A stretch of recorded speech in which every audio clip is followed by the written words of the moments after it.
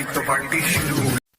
Hello दोस्तों, welcome to my YouTube channel technical production. दोस्तों ऐसी वीडियोस को बनाने के लिए वीडियोस को लास्ट तक जरूर देखें। चले आइए वीडियो को स्टार्ट करते हैं। दोस्तों सबसे पहले आपने अपना काइनमास्टर एप्लीकेशन को ऑन कर लेना और इस प्लस के निशान पर क्लिक करना है। प्लस के निशान पर क्लिक करने के बाद यहाँ से 9:16 वाला रेशियो आपने सिलेक्ट कर लेना है।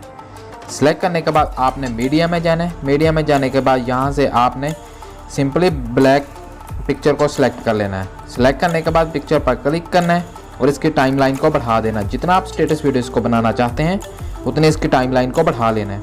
टाइमलाइन को बढ़ाने के बाद आपने इसके स्टार्ट में आ जाना है। स्टार्ट में आने के बाद लेयर में जाना है, मीडिया में जाना है और यहाँ से आपने अपनी टेम्पलेट वीडियो को ले लेना है। टेम्पलेट वीडियो का लिंक आपको डिस्क्रिप्शन में मिल जाएगा।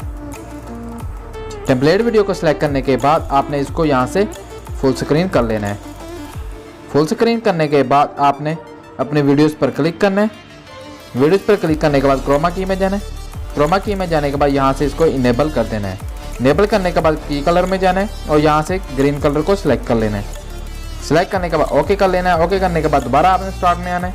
स्टार्ट में आने के बाद लेयर में जाना है। लेयर में जाने के बाद मीडिया में जाना है और यहाँ से आपने अपनी पिक्चर को सिलेक्ट कर लेना है। पिक्चर को सिलेक्ट करने के बाद उसको भी आपने फुल स्क्रीन कर देना है।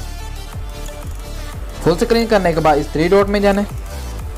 3 डॉट में जाने के बाद यहाँ से आपने सेंड टू बैक कर देना है। तो इस तरह से आपने अपनी पिक्चर को फुल स्क्रीन भी कर लेना है।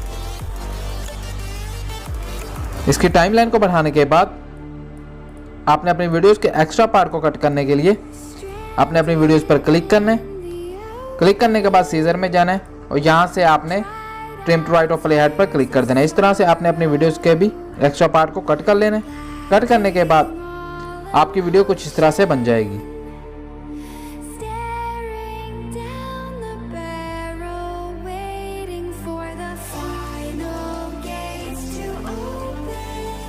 और अपनी वीडियोस को सेव करने के लिए आपने इस ऑप्शन में जाना है। इस ऑप्शन में जाने के बाद यहाँ से आपने एक्सपोर्ट कर लेना है। तो आपकी वीडियो आपके मोबाइल में सेव हो जाएगी।